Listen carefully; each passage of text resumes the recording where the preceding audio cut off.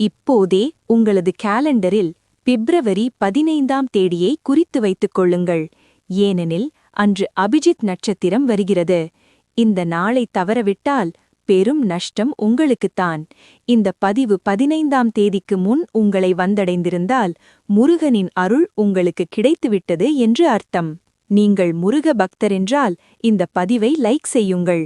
Comment பாக்ஸில் ஓம் முருகா என்று பதிவு செய்யுங்கள்.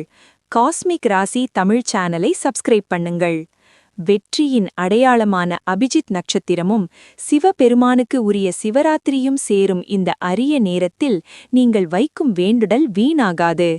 நீண்ட நாட்களாக தீராத பிரச்சனைகள் கூட இந்த நாளில் வேண்டினால் வெற்றியில் முடியும் என்பது நம்பிக்கை.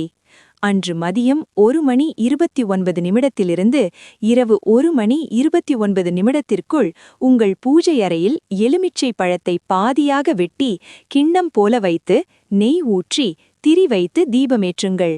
இந்த மந்திரத்தை 108 முறை ஜபியுங்கள்.